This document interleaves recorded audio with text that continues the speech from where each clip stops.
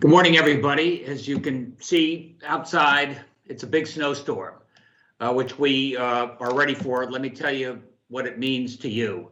Snow's coming down at about 1 inch an hour. It's going to be a longer storm. This could go into tomorrow. Makes you think about what we got to do.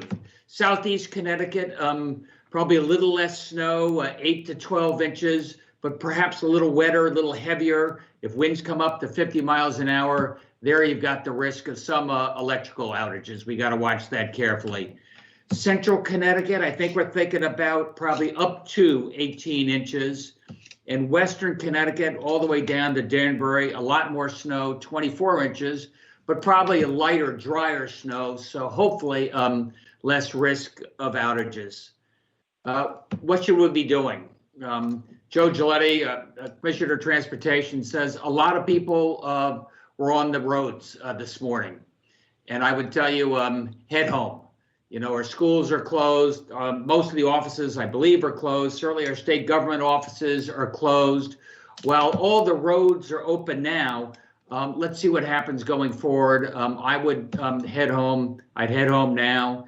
If you came by bus or train, right now, those are all still open. We'll see what happens later in the day. Again, I'd head home. I think stay safe, stay home is still our mantra. Head home if you can. Shovel your drive, and if you have somebody, a senior who maybe is not as flexible as you are in terms of where they can go, give a call and make sure that they're taken care of.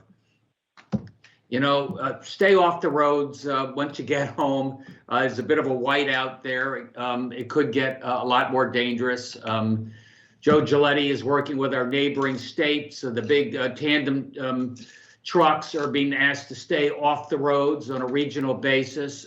Same is true for empty trucks. He reminded me that empty trucks are a little less likely to be able to grip the road in icy conditions. So it's a lot less safe for them.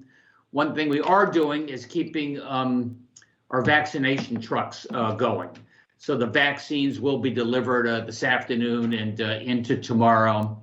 That said, it's worth noting that most of the vaccinations that were scheduled for today are going to be put off for a day or so. So call your healthcare provider if you had something scheduled, get it rescheduled. I believe that Hartford Healthcare is still open for vaccinations at all their locations for a little bit longer.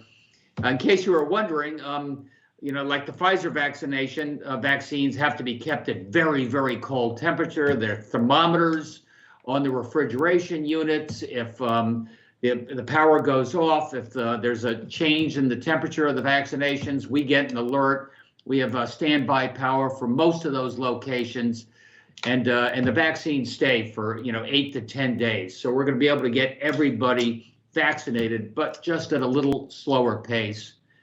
The bottom line is, if you did venture out this morning, head home now. Head home while you still can. Head home while the roads are still open, and then stay safe. Stay at home. This will hopefully trail off over the next 24 hours. We're watching it carefully, and you should as well. Back to you, Max. If anyone has a question, please use the hand raise function using Microsoft Teams. I'm going to let it populate here for a moment. We will start with Keith McGilvery from Fox 61. Keith, go ahead. Governor Keith McGilvery from the Fox 61 Morning News. This morning we had some 300 plus schools notify us of cancellations, remote learning, that sort of thing. Curious on your thoughts on the future of snow days in the state of Connecticut now that remote learning is an option in so many communities. Yeah, that's a good question, Keith. I'm probably not going to be a hero to the kids.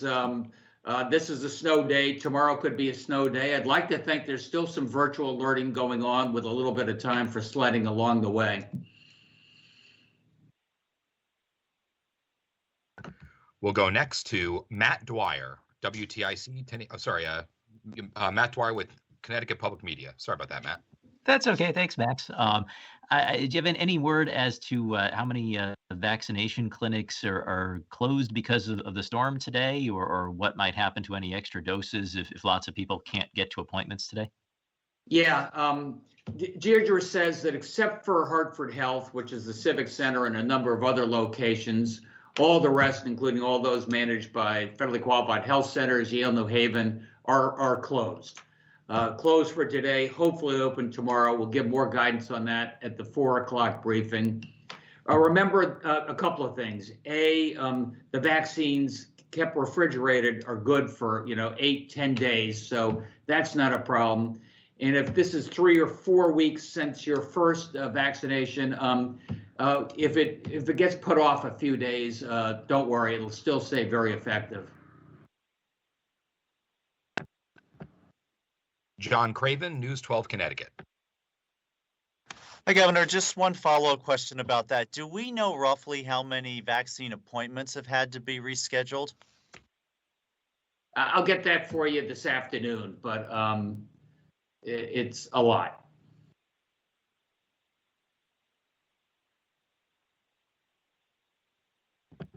Emily Brindley with the Hartford Current.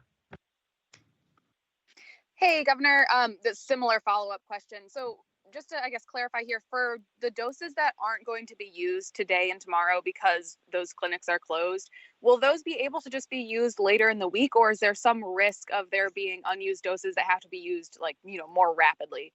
I guess, is there risk of any of these doses going to waste, or are they going to be okay? No, there's no risk of that.